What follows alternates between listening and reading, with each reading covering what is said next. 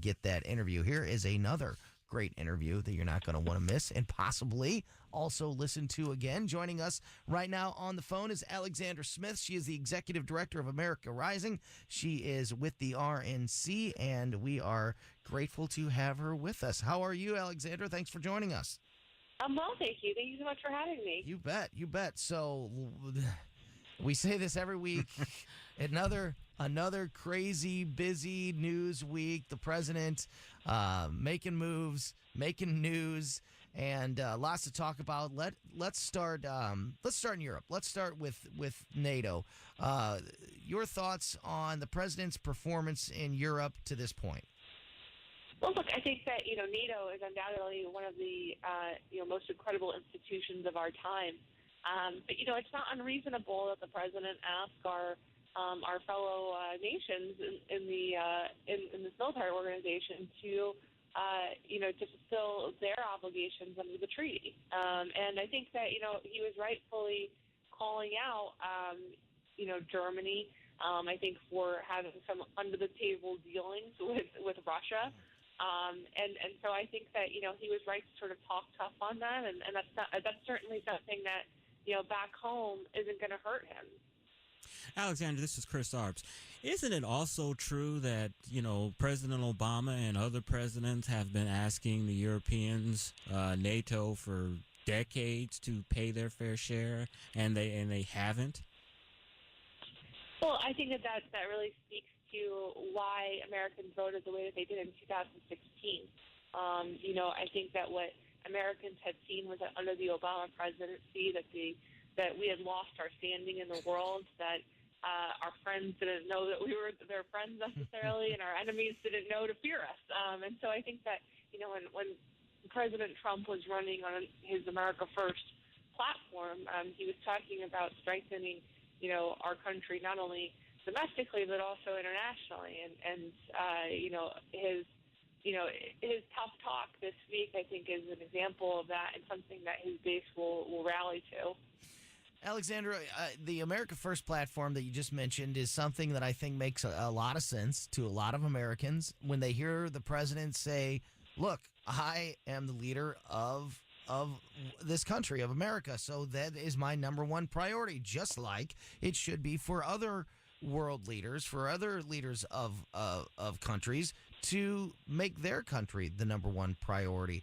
However, we hear that that on the world stage, that philosophy has alienated a lot of folks. When the president travels, particularly internationally, places like Europe, is he hated? Is he loved? Is it a mixed bag? We know that Obama traveled the world as a hero, basically, on a big apology tour. What is it like for the president when he travels abroad? Well, it's funny. I was interested. It was interesting to listen to an interview that Piers Morgan gave recently. Of course, we know Piers from his CNN days back here in the States. But now he's one of the editors at the Daily Mail, which is a publication over in the UK. And the perspective that he gave was that, over in the UK and over in Europe, they tend to sort of only hear, what gets kind of filtered down to them are, some of the more, controversial or extreme things that are said out of our American politics, and not necessarily sort of the day-to-day. So it seems like in some of these places there's a little context lacking, perhaps for, some of the things that are said or some of the things that are put out there. And so I think that could account for, some of the reactions that we're seeing, in response to the president's trip.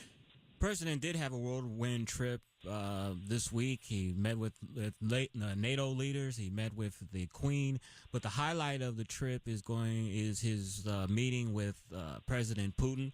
What should we expect from that meeting between these two leaders? I hope that he's tough with Putin. I mean, Putin he's not a good guy, and I hope that he does vigorously question him on the Russians' involvement in 2016 elections, because I think that we can all agree, regardless of party. And regardless of whom you supported in the 2016 elections, that only Americans should decide American elections and not anybody else. And so, I think that there was undoubtedly meddling on their part. That's what they do. That's what they've always done. And America is still the most powerful country in the world, and we need to use that power, I think, to balance someone like Russia in these kind of, these kinds of situations. So I hope that he's tough with President Putin. And, I think that he has a great asset in Ambassador Huntsman, who's our ambassador to Russia. I think that he'll be a great person for the president to have in the room, guiding him and assisting him with, a character that's known to be very cold, very calculating. And so, I'm hopeful that the conversations are productive, but they're tough.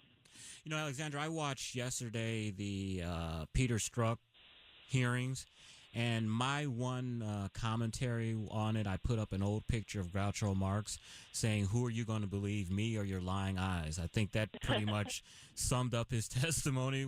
What's your thoughts on Peter Strzok's testimony on Thursday? Oh, boy. I thought that he came across as incredibly smug and incredibly condescending.